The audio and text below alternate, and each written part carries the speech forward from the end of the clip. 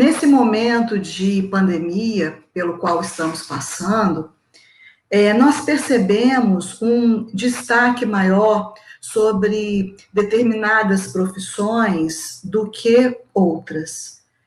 E é claro que a área de saúde merece todos os nossos aplausos, todo o nosso reconhecimento pelo combate ao novo coronavírus. Sem dúvida alguma, esses profissionais estão atuando na linha de frente e tem sido exigido deles uma atuação muito pontual, muito precisa, para que eles possam salvar o maior número de vidas diante de um inimigo tão desconhecido até então. O trabalho tem sido realmente desgastante. Quem teve a oportunidade de, nesse período, ir até uma unidade hospitalar e presenciar a execução da tarefa desses profissionais, pode atestar, com certeza, a complexidade total da situação. Então, nós realmente louvamos estes profissionais aí da linha de frente. Mas não podemos esquecer tantos outros que também mantiveram as suas atividades nesse período, nesse tempo tão desafiador, e outros que aos poucos foram voltando.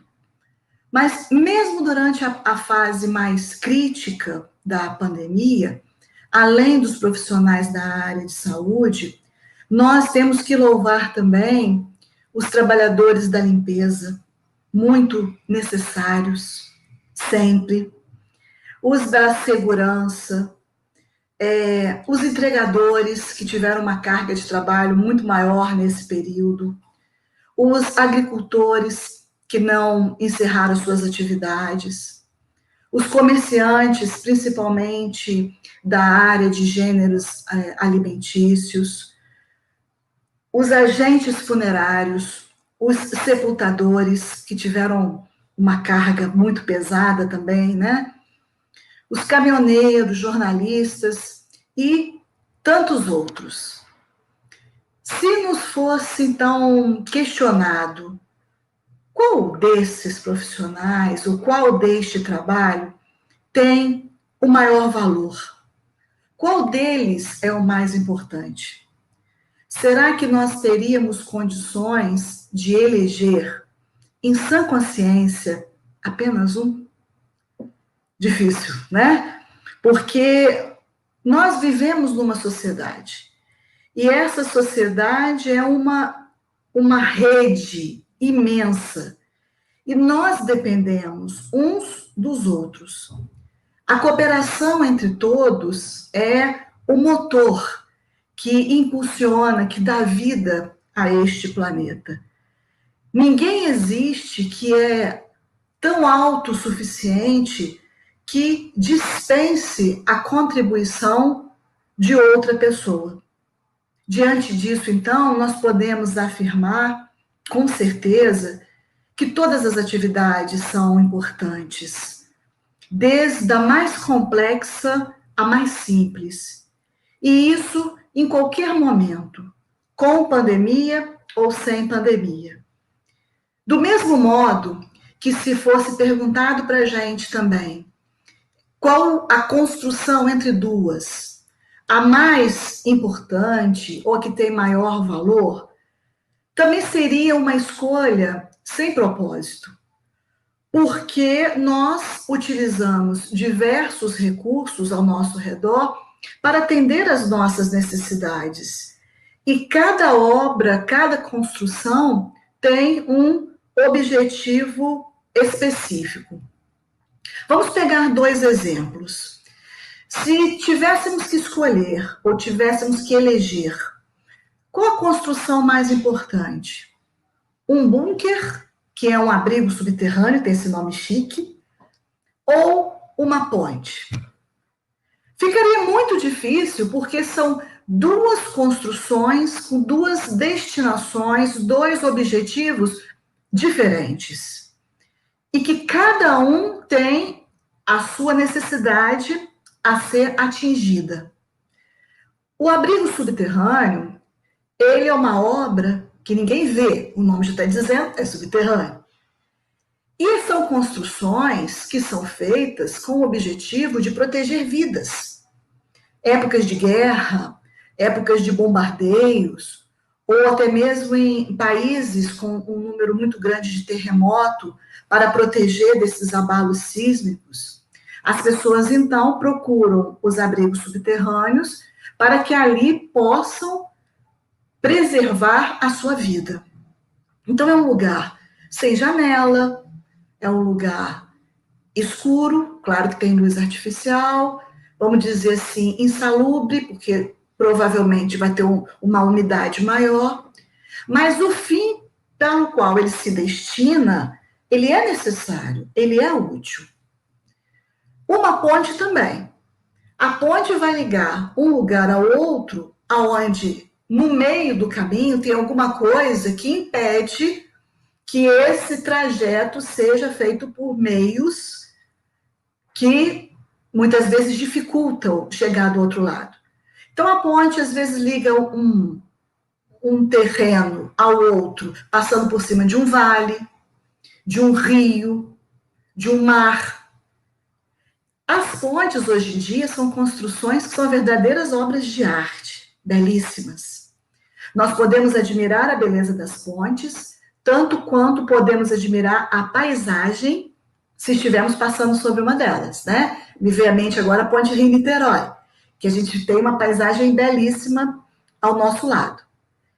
O abrigo subterrâneo, ele já não tem essa característica de ser admirável pela sua beleza, porque ele está escondidinho. A ponte, sim. Mas um tem uma função, o outro tem uma outra função distinta.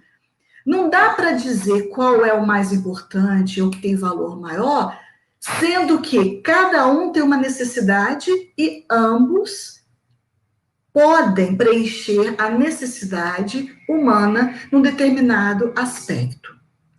Assim como existem, então, profissões que, aos olhos da sociedade, têm uma projeção maior e outras são despercebidas, estão muito no anonimato, também não tira a valorização do trabalho das pessoas. Aliás, a sociedade é que precisa mudar esse foco e ver que tanto uma quanto outra são importantes.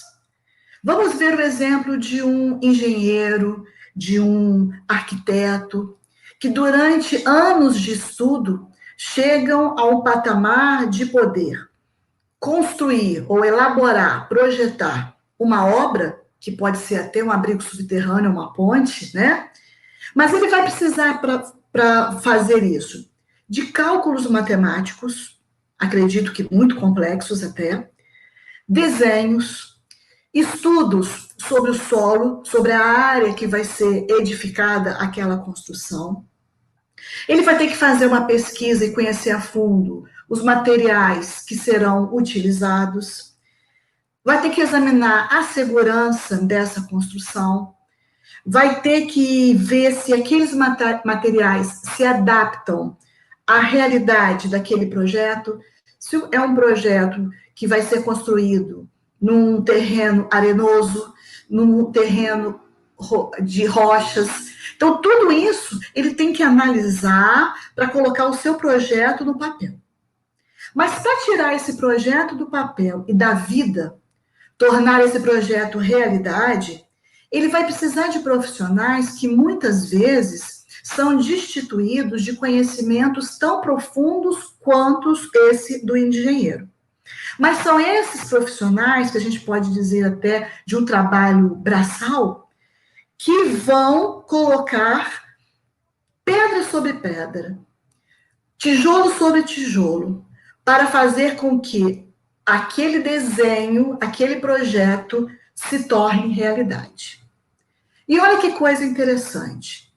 Se por acaso o engenheiro se equivocar em algum dos seus cálculos, ou alguns dos materiais escolhidos para aquela obra, ou se o pedreiro ou o eletricista, na hora de colocar determinado material num determinado lugar, ele se equivoca, tanto o equívoco de um quanto o equívoco de outro pode colocar em risco toda a edificação, ameaça toda a obra, mostrando que o trabalho de um e o trabalho de outro desempenham valores iguais na conquista de um bem geral, na conquista da realização do objetivo daquele projeto. Se nós formos buscar exemplos no reino animal, também não dá para dizer qual animal realiza o trabalho mais importante. Muito porque os animais trabalham muito para a sua sobrevivência. Se eu perguntar, qual tem mais valor? É o trabalho de uma formiga, aquele formigueiro que é uma verdadeira obra de arquitetura, ou o trabalho de uma aranha ao tecer a sua teia? São duas coisas também distintas. São dois objetivos diferentes. São dois trabalhos igualmente distintos. A formiga vai precisar da colaboração de tantas outras. Dificilmente uma formiga consegue sobreviver sozinha. O formigueiro, assim como o abrigo subterrâneo, também está embaixo da terra. A gente nem admira. Ninguém olha e fala, nossa, que formigueiro bonito, né? Está ali escondidinho.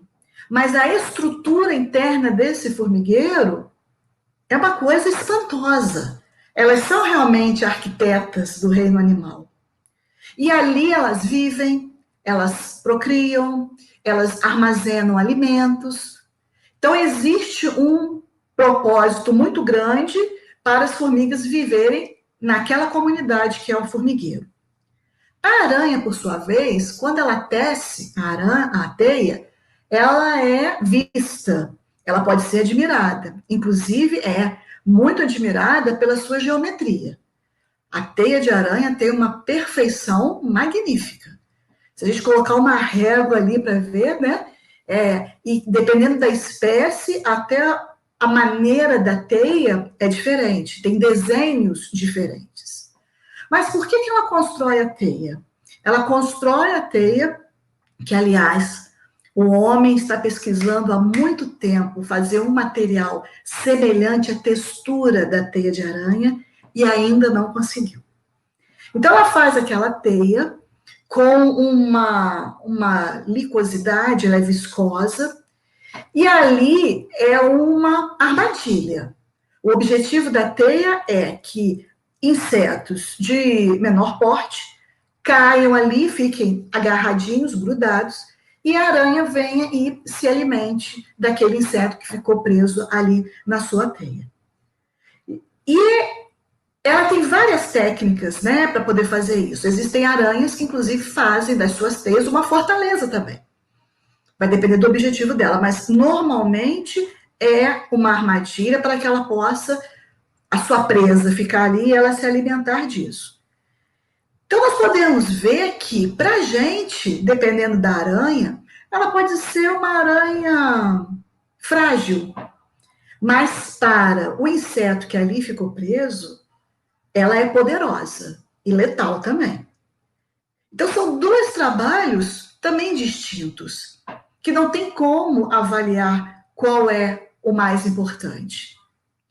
E se nós formos no reino vegetal? Aí alguém pode pensar, esse é fácil, né? O trabalho mais importante são daquelas plantas que servem de alimento para a gente. Então, uma horta, o trabalho é mais valoroso do que outras plantas que não são utilizadas para alimentação humana. Mas não. Porque aquelas plantas que não são utilizadas na nossa alimentação, elas são utilizadas para outra coisa. Ou seja, Na nossa estrutura planetária, tudo está encadeado. Uns dependem do outro. Lembra da teia, da rede que nós somos, o nosso planeta? Então, as plantas que estão numa hortinha, elas são tão importantes quanto algas microscópicas que vivem na margem e no fundo das lagoas. Por quê? Porque essas algas são as maiores responsáveis pela capacidade de transformar a energia captada no Sol em energia que nós possamos depois utilizar para a nossa respiração. Então, são esses animais que trabalham na oxigenação, tanto do ambiente aquático quanto do ambiente terrestre. Então, são essas plantas que têm essa capacidade de, utilizando o gás carbônico, a água e a energia do sol, produzir alimento que vai servir para os outros reinos. Olha que coisa bonita. Então, mesmo dentro do reino vegetal, há trabalho diferenciado e tão importante quanto um ao outro. Por isso que quando Allan Kardec, no Livro dos Espíritos, na questão 677, pergunta aos espíritos amigos sobre a questão da natureza prover os animais, a questão de subsistência, quando ele está falando, perguntando sobre isso, a primeira frase dos amigos espirituais, na resposta dessa questão 677, é: tudo em a natureza trabalha. Então, o trabalho está em todos os reinos, todo lugar. Para onde a gente olhar, tem trabalho. Tudo da natureza trabalha porque Deus determinou uma operacionalidade em tudo, para não haver o quê? Ociosidade. Então, aos nossos olhos, pode até parecer que é um movimento automático o que acontece na natureza. Mas esse movimento de vida, né, está determinado por diversos agentes que muitas vezes a gente nem se dá conta, para que todo esse processo tenha um encadeamento. Então, vegetais, animais trabalham em sentido mais profundo, não só para manterem-se vivos, para a sua lei de conservação, para a sua própria sobrevivência, mas também para a conservação da nossa biodiversidade. Então, se nós temos esse planeta com tudo certinho do jeito que está, devemos a esse arranjo de operosidade, de trabalho de todos esses reinos. A benfeitora Joana de Ângeles, no livro Entrega-te a Deus, afirma que a vida é uma nobre canção de serviço em todos os ângulos sobre os quais seja observada. Então, é exatamente isso que a gente está falando. Para onde a gente olhar na natureza, existe uma ação de trabalho necessária, importante e valorosa. Ainda no Livro dos Espíritos, Kardec indaga sobre a definição, o que é trabalho. E a resposta dos amigos espirituais na questão 675 é: trabalho é toda ocupação útil. E é com base nesse conceito de utilidade que nós enxergamos, que nós vislumbramos o trabalho como algo necessário à vida no seu sentido mais amplo, tanto a vida no mundo material quanto a vida no mundo espiritual. Porque essa história de que a pessoa desencarnou e que vai descansar no céu não é verdade. Existe muito trabalho no mundo espiritual, muita frente de trabalho, muitas equipes. E o próprio espírito, querendo se sentir útil, busca trabalhar, busca auxiliar, busca contribuir de alguma forma para o bem-estar daquela comunidade aonde ele está inserido.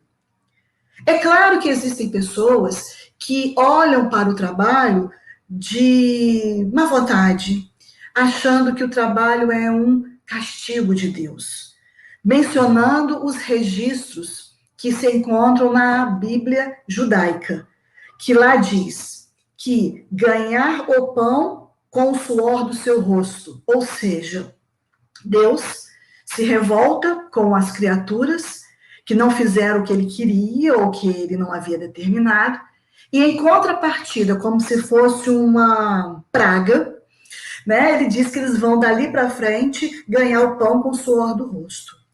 Então, isso foi nos passado por anos a fio. Então, é compreensível quando a gente encara o trabalho de má vontade, achando que é castigo, achando que é algo ruim, algo que nos prende, que não nos dá liberdade. E quando a gente começa a estudar da doutrina espírita, a gente percebe que trabalho não é castigo, é uma oportunidade de progresso. Porque sem o trabalho, nós estaríamos condenados à estagnação. Nós não evoluiríamos. Se nós chegamos até aqui hoje, se nós temos o que temos ao nosso dispor, foi fruto de trabalho gradativo, contínuo, que foi se aperfeiçoando para chegar até o que a gente tem hoje. Todo o conhecimento que nós temos. Então, graças ao trabalho, o homem modificou o mundo. O planeta da pré-história era um, o planeta da Idade Média era outro, o planeta da pandemia de hoje é outro também. O que fez com que esse planeta se modificasse? O trabalho. A face planetária se modifica a todo instante devido a essa ação persistente do homem, né? Na busca de quê? Sempre na busca de melhores condições de vida. Se nós temos hoje máquinas que nos auxiliam nas tarefas domésticas, foi para nos ajudar. Foi a contribuição de alguém que pensou, que estruturou, que analisou, que experimentou e que por tentativas de acertos e erros acabou conseguindo chegar no objeto final. E nós temos aí hoje máquina de lavar roupa, máquina de lavar louça, ferro elétrico, geladeira, fogão e por aí vai. Sem falar na área de tecnologia, sem falar em aviões, automóveis, meio de transporte, meio de comunicação, enfim. Então, isso é a transformação visível, né, que a gente percebe, que a gente sente. Então, nós precisamos entender que o trabalho é uma mola propulsora ao progresso da humanidade e é, ao mesmo tempo, uma terapia. Porque quando nós nos envolvemos no dia a dia, nas nossas tarefas, nós conseguimos muitas vezes nos libertar de pensamentos sombrios, de desequilíbrios emocionais que são tão comuns nos dias de hoje. Quando a gente vai buscar uma tarefa, e aí eu queria destacar uma tarefa assistencial, a gente pode estar atolado de problemas. Mas quando a gente coloca a mão na massa para um trabalho assistencial, a gente percebe que existem pessoas que têm muito mais problemas do que a gente. Então, naquela hora que a gente está envolvido naquele trabalho assistencial, naquele trabalho do bem, a gente vai se moldando, a gente vai se melhorando, a gente vai fazendo uma terapia. Né? Puxa, reclamei daquilo outro, olha a situação. E às vezes a pessoa está numa situação tão mais complicada do que a nossa e com um sorriso no rosto. E a gente, com um problema, às vezes, não tão grande, né? Estamos mal-humorados, estamos chorando. Então, o trabalho, ele é, sim, uma fervorosa terapia. E os amigos espirituais, eles são categóricos quando eles nos asseguram que, diante desses obstáculos que nós nos deparamos no cotidiano, a receita infalível é essa, é trabalhar. O espírito Batuíra, no livro chamado Mais Luz, que é um livro psicografado pelo Chico Xavier, ele diz que ele tem a resposta para a solução, a resposta, né, para os problemas humanos. E logo em seguida ele diz que a solução para os problemas humanos é trabalho, trabalho e mais trabalho. Ou seja, se nós pudermos estarmos sempre trabalhando, e aí lembrando da resposta dos amigos espirituais, não é só um trabalho remunerado, um trabalho na área profissional, eles disseram que toda ocupação útil é trabalho. Então, aquilo que eu estou fazendo de útil é um exercício de trabalho. Então, isso me ajuda em todos esses aspectos.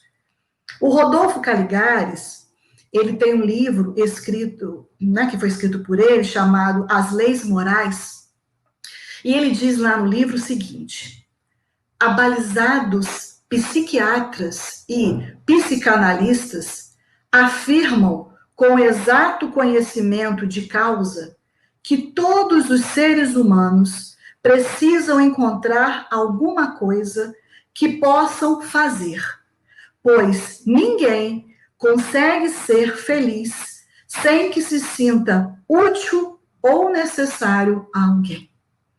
Então, a ciência está afirmando que o trabalho é um santo remédio, nos ajuda, nos proporciona saúde, bem-estar, saúde física, saúde emocional. E o Rodolfo Caligares ainda continua falando no livro As Leis Morais sobre o Trabalho. Ele cita Frank Caprio, é um psicanalista que atualmente está com 114 anos de idade, olha só. E esse psicanalista escreveu um livro chamado Ajuda-te pela Psiquiatria. E a frase dele é: tal como o amor, o trabalho é medicinal, alivia os males da alma. Tá vendo, meus amigos, como é que é tão importante, como é tão valoroso a gente trabalhar? E a gente mudar esse nosso olhar que às vezes não é tão saudável para o trabalho? Se nós formos, por curiosidade, contar, juntando o Antigo e o Novo Testamento, nós vamos encontrar a palavra trabalho 152 vezes. Se não fosse tão importante, não teria essa quantidade toda de referência lá no Antigo e Novo Testamento. E a Bíblia é um livro que está cheia de ilustrações, ela está cheia de exemplos, de ensino positivo a respeito do trabalho. As parábolas de Jesus. O que Jesus fazia? Ele fazia alusão a vários tipos de ofício e de exercício de trabalho. Ele falava sobre semear, ele falava sobre colher, ele falava sobre compra e venda, ele falava sobre pescar, ele falava sobre apacentar ovelhas, né, lembrar que era uma área rural, então havia muito rebanho, havia os pastores. Ele falava também sobre investir. Lembra lá dos talentos, né? Dos trabalhadores da vinha que recebiam pelo seu salário. Então, nós estamos recheados de exemplos sobre o trabalho. Mas no Evangelho de João, no capítulo 5, versículos de 1 a 17, nós encontramos uma passagem muito interessante, que é quando Jesus cura um paralítico no tanque de Betseda. Esse tanque tinha águas que eram consideradas medicinais. Diz o relato bíblico que de tempos em tempos um anjo vinha, sacudia aquelas águas. E quem entrasse naquele tanque, quem fosse o primeiro a entrar naquele tanque, após essa sacudida da água, estaria curado das suas mazelas. E esse paralítico já estava ali na beira do tanque há muitos anos. Mas ele não conseguia, porque ele sozinho não conseguia se jogar no tanque. Precisava de alguém para empurrá-lo ou para levá-lo até lá. Só que as pessoas, na ânsia de se curarem, ninguém lembrava dele. Então, quando ele conseguia chegar no tanque, aquela água que tinha sido remexida, né, que aí tem um fenômeno para isso, já tinha passado e ele não conseguia. E aí Jesus chega ali perto desse tanque num dia de sábado, que não era um dia de trabalho para os judeus. E aí Jesus pergunta para ele o que, que ele quer. E ele diz que ele queria ser curado. E Jesus pergunta por que ele não tinha sido curado ainda. E ele explica. E Jesus o cura, sem ser necessário que ele pule do tanque. Então Jesus fala, levante, pegue sua cama, ande, vá. E ele consegue levantar e consegue andar. E quando dá explicação, João explica desse versículo, que aí nós temos duas situações. A primeira é que ele curou num sábado, que não era um dia propício ao trabalho, rompendo, né, com um paradigma que pode se trabalhar em qualquer dia, em qualquer momento. E o segundo é que no finalzinho, lá no versículo 17, João descreve que Jesus, quando perguntam a ele, mas você curou no sábado? Você trabalhou no sábado? Jesus responde, meu pai trabalha até agora e eu trabalho também. Ou seja, não tinha justificativa para que ele se omitisse no seu trabalho de cura naquele momento por ser um dia de sábado. E os exemplos de Jesus não param aí. Ele sempre foi muito grandioso ao exemplificar o trabalho. Ele, quando jovem, iniciou a profissão de carpinteiro junto com seu pai. Ele aprendeu com José o ofício da carpintaria. E mesmo depois que José retorna ao mundo espiritual, Jesus trabalhava ali. Por que a gente não encontra muitos registros sobre isso? Porque não tinha nada de muito diferente ou atraente, ou que precisasse algum comentário. Então, dos 13, 14, 15 anos, Jesus foi trabalhando ali. Muito porque vivia-se numa sociedade que era necessário trabalhar. Ele era uma pessoa digna, né? Então, ele trabalhava para que, com a renda do seu trabalho, pudesse sustentar a sua família. Então, ele trabalhou. Quando ele completa 30 anos de idade e que ele sai para pregar o evangelho, ele já recruta os 12 apóstolos, que foi um trabalho. E dos mais árduos, porque eram pessoas bem diferentes umas das outras, com características diferentes, que ele deu uma afinizada em todos eles, para que aqueles 12 aprendessem com ele e, posteriormente, pudessem divulgar e serem testemunhas vivas daquilo tudo que Jesus fez. Mais para frente, ele arregimenta entre 70 e 72 discípulos, que eram as pessoas que acompanhavam nas suas pregações, eram pessoas que mudaram a sua vida de acordo com as orientações do mestre, que testemunharam muitos das suas curas. Esses discípulos também divulgaram a boa nova. E depois que Jesus retorna ao mundo espiritual, e ele volta, né, na sua forma perispiritual e dá a prova da imortalidade, são os 500 da Galileia que presenciam e escutam o que Jesus está falando. E tem como tarefa o quê? Sair pelos 4 cantos do mundo, divulgando, contando, falando sobre aquilo tudo que eles testemunharam.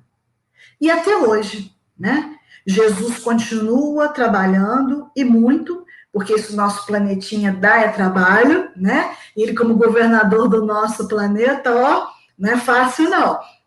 Tem muito trabalho. E além dele continuar trabalhando, ele ainda nos convida diariamente para que nós sejamos cooperadores dispostos na sua seara. Ou seja, o trabalho ele é constante, ele é permanente.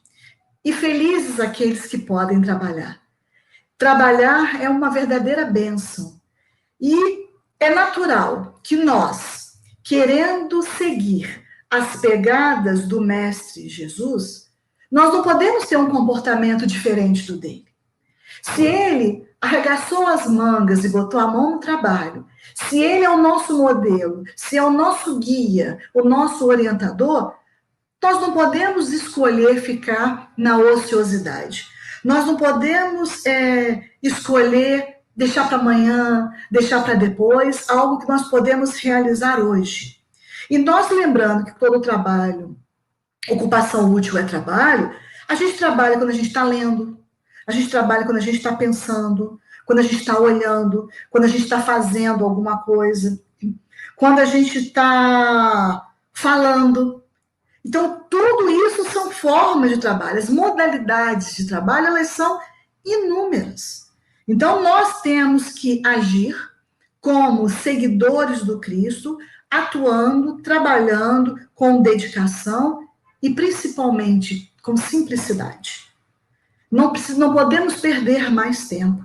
Nós precisamos aproveitar todas as oportunidades que aparecem no nosso caminho, porque se a gente não aproveitar essa oportunidade, pode demorar muito para que outra oportunidade surja.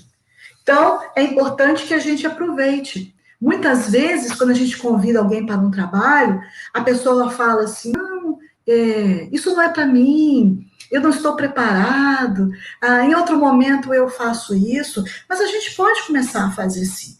Isso é um discurso que a gente tem que modificar. Por quê? Porque se alguém me convidou para alguma coisa, é porque viu em mim um potencial para realizar aquele trabalho. Então, mesmo que eu não acredite em mim, alguém está acreditando. Então, a gente pode dar um voto de confiança. A gente pode começar a fazer pequenas coisas. E é por aí, esse é o natural. Para se fazer grandes, precisa se fazer as pequenas primeiro. Para dar passos maiores, precisa de passos menores primeiro. Então, a gente tem que aproveitar todas as oportunidades que se fizerem presente. O Espírito Joanes, pelas mãos de José Raul Teixeira, no livro Para Uso Diário, que é um livro muito bom, para uso diário mesmo, cada dia uma mensagem, no capítulo 9, ele vai falar sobre o trabalho. E ele diz o seguinte: no mundo, o seu trabalho representa para você o necessário arrimo moral, a devida fortaleza social, a indispensável defesa do mal e do crime, facultando a valorização da sua existência humana. Dessa maneira, valorize o seu trabalho, esmerando-se no desempenho da sua profissão, oferecendo o seu esforço para realizar o que seja mais importante na faixa de sua ocupação. É importante reforçar que o trabalho terreno tem o poder de valorizar, por seu turno, a pessoa que o realiza, pois é pelo trabalho que cada indivíduo se sente útil nas rotas da sociedade. Quando você trabalha, fecha significativo circuito de luz com as fontes da saúde e da alegria, permitindo que receba a ajuda dos poderes celestes, de modo que o labor se converta em alforria para quem o desenvolve. Quando esteja trabalhando, sinta-se dedicado ao que faz e, por isso, vitorioso, por mais simples seja a sua atividade. Aí, depois que eu li isso, eu comecei a parar de reclamar de lavar louça, de cuidar da casa, que muitas vezes a gente dá valor a essas coisas no momento que a gente está impossibilitado de realizar. Então, é tão bom agradecer a Deus de ter uma louça para lavar, é sinal que a família teve alimento, de ter água encanada para poder utilizar e fazer aquilo ali com boa vontade, porque a gente passa uma energia naquilo que a gente está fazendo. Se eu faço de má vontade, se eu faço resmungando, reclamando, com contrariedade, é essa energia que eu estou impulsionando naquele meu ato. É essa energia que eu estou disseminando no meu ambiente doméstico. Então, nós precisamos ir modificando isso.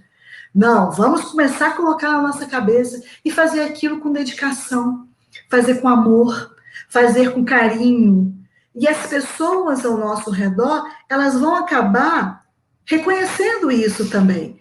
E esse exemplo vai contagiando outras pessoas. O importante não é qual é o trabalho que nós realizamos. Não é se é um trabalho que é reconhecido pela sociedade ou não, se é um trabalho que nos coloca aos olhos de muitos ou no anonimato. Não é isso que é importante. O que importa é como nós estamos fazendo, a maneira que nós estamos nos dedicando àquilo que nós estamos fazendo. E se muitas vezes aquilo vai beneficiar outras pessoas. Quando os discípulos, os apóstolos, questionaram Jesus a respeito de quem seria entre eles o mais importante, Jesus falou para eles. Está em Marcos, capítulo 10, versículos 43 e 44. Quem quiser tornar-se importante entre vocês, deverá ser servo. E quem quiser ser o primeiro, deverá ser escravo de todos. Então, quem é o mais importante? É aquele que serve todos.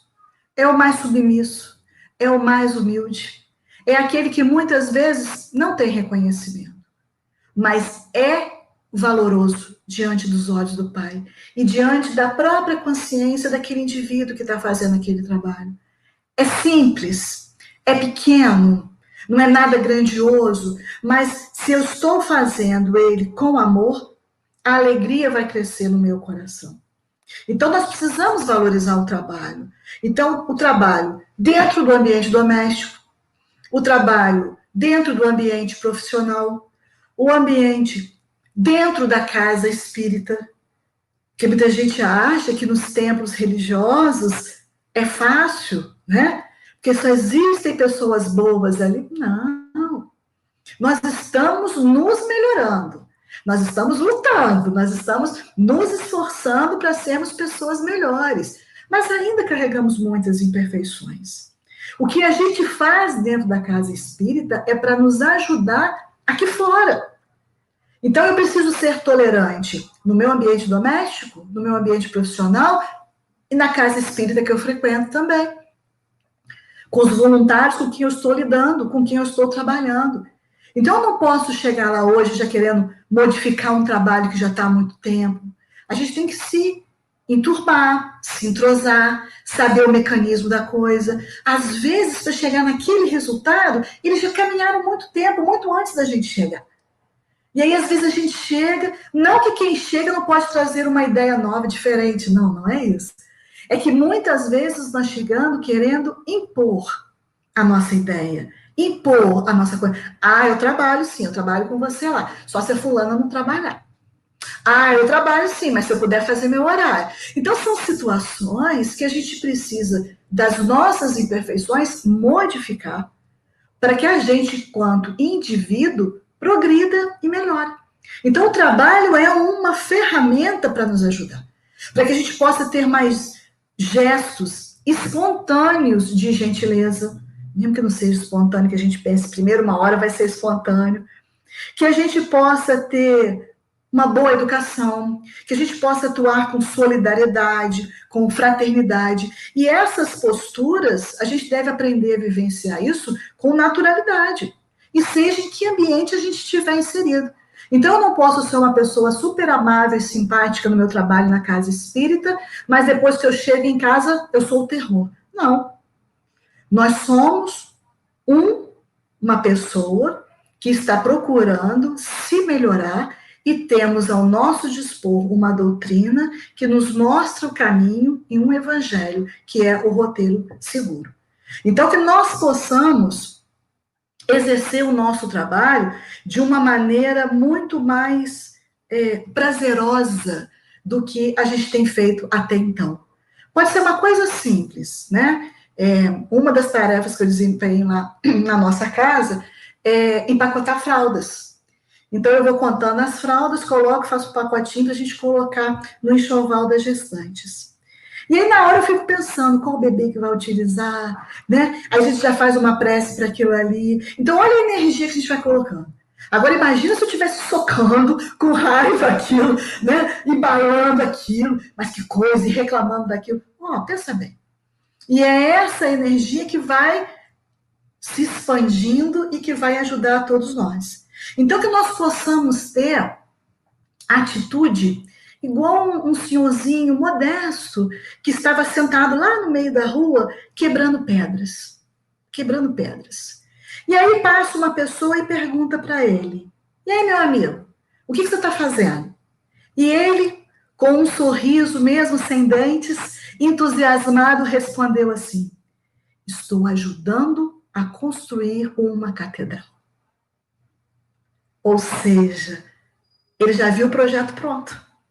Então, o trabalho dele, simples, monótono, cansativo, de quebrar, passar o dia quebrando pedras, era com o intuito de que aquelas pedras ajudassem a construir uma catedral. Então, nas nossas relações de trabalho, nós precisamos desenvolver esse entusiasmo.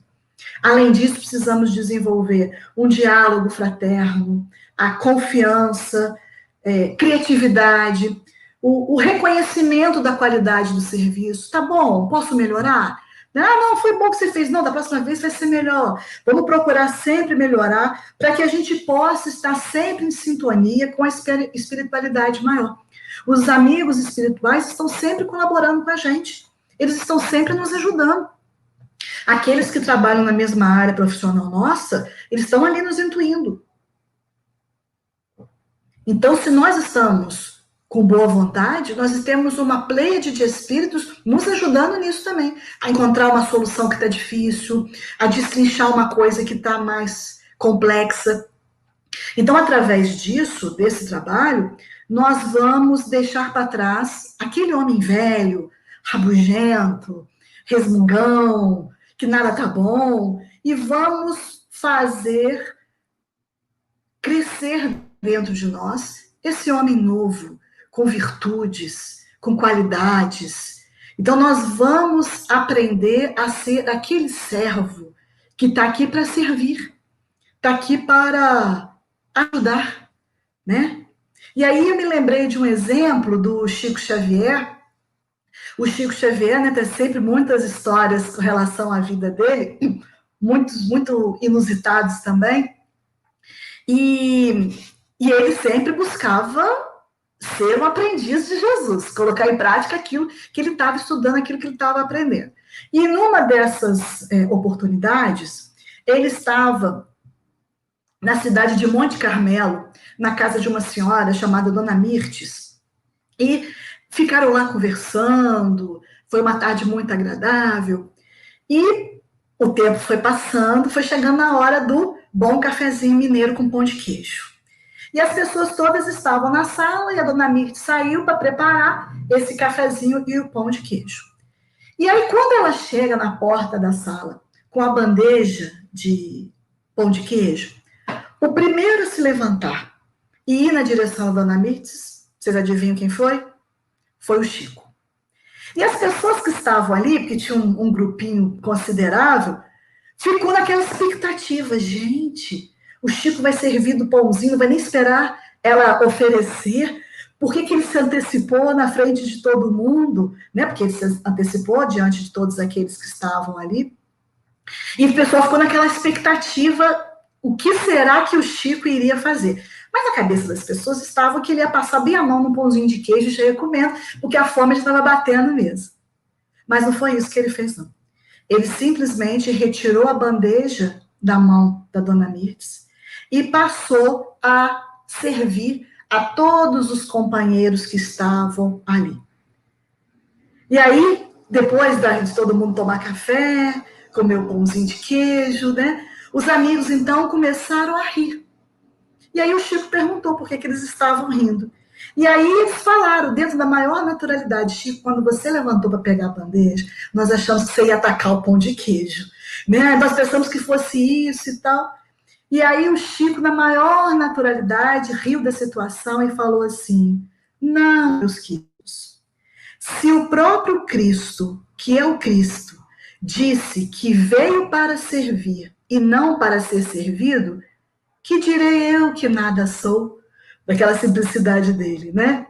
Então, que essa lição de humildade do Chico, dessa prática da vivência do Evangelho de Jesus, seja uma constante na nossa vida. E para nos auxiliar a ter o prazer de servir nas nossas tarefas, eu vou ler aqui uma poesia da Gabriela Mistral, que é uma poetisa chilena. Essa poesia se chama O Prazer de Servir. Toda a natureza é um anelo de serviço. Serve a nuvem, serve o vento, serve a chuva. Onde houver uma árvore a plantar, planta-a tu. Onde houver um erro para corrigir, corrige-o tu. Onde houver uma tarefa que todos recusem, aceita-a tu. Sê tu quem remove a pedra do caminho, o ódio dos corações e as dificuldades dos problemas. Há a alegria de ser sincero, há a alegria de ser justo. Há, sobretudo, a incomparável alegria de servir. Como seria triste o mundo se tudo já estivesse feito?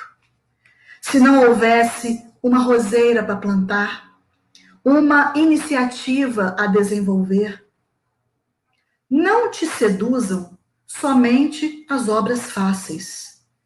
É belo fazer o que os outros se recusam a executar. Não cometas, porém, o erro de pensar que só tem merecimento executar as grandes obras. Há pequenos préstimos que são bons serviços, como enfeitar uma mesa, arrumar uns livros, pentear uma criança. Aquele é quem critica, este é quem destrói. Sê tu quem serve. O servir não é próprio dos seres inferiores. Deus, que nos dá o fruto e a luz, serve sempre. Poderia chamar-se o servidor. E em teus olhos fixos em nossas mãos, ele nos pergunta todos os dias: serviste hoje?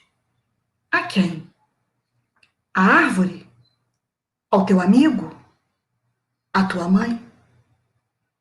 Bonita poesia, né? Prazer de servir, Gabriela Mistral. Então, essa é a ética proposta por Jesus aos seus seguidores.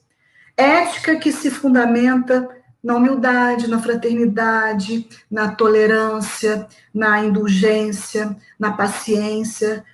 Essa é a direção que Jesus nos aponta e que nós devemos seguir. É arregaçar as mangas. Não dá para entender uma espírita, um seguidor do Cristo, como mero espectador, vendo a banda passar.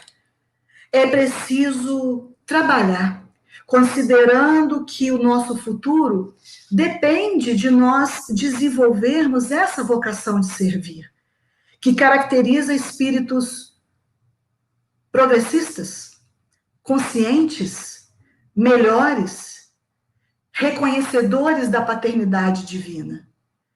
E percebemos que não há alegria maior do que aquela que sentimos quando nós nos dispomos a servir.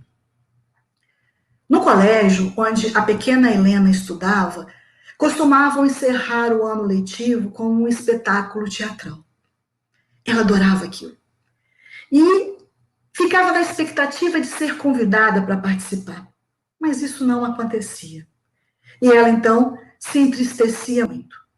Mas quando Helena completou 11 anos de idade, para sua surpresa, ela foi convidada para participar da encenação de fim de ano. Nossa, ficou radiante de alegria. Mas a alegria não durou muito, não. Porque logo depois ela soube que ela não tinha sido escolhida para o papel principal. Foi uma outra amiguinha dela que havia sido escolhida. A ela foi dado um papel de muito pouca importância. A decepção de Helena foi imensa. Voltou para casa em prantos. A mãe queria saber, né, o que tinha acontecido, e a menina então conta para ela a história toda. A mãe, sem nada dizer, vai até o quarto e traz um bonito relógio de bolso que já estava há muito tempo na família e que pertencia ao pai. Coloca aquele relógio na mão de Helena e pergunta para ela: o que você está vendo? A Helena fala: ora, mamãe, é o relógio de ouro do papai, com os ponteiros, o mostrador. Em seguida, a mãe vira o relógio, abre a parte traseira e mostra para ela todo aquele mecanismo do relógio. E agora? O que você está vendo? E a menina responde: olha, mamãe, aí dentro parece haver centenas de rodinhas e de parafusos. A mãe, então, estava surpreendendo a filha, que não estava entendendo o que tinha a ver uma coisa com a outra. E aí a mãe diz: esse relógio, tão bonito e tão necessário ao seu pai, seria absolutamente inútil se nele faltasse qualquer parte, mesmo a mais insignificante das rodinhas ou o menor dos parafusos. Helena olhou para a mãe e compreendeu a lição sem que precisasse que a mãe dissesse mais nada. Meus amigos e minhas amigas, não importa que sejamos o mais ínfimo parafuso ou a mais ignorada rodinha, desde que o trabalho seja realizado com dedicação, boa vontade e presteza. Que Jesus continue a nos amparar e que possamos atuar na sua seara como trabalhadores dignos e fiéis. Muita paz para todos.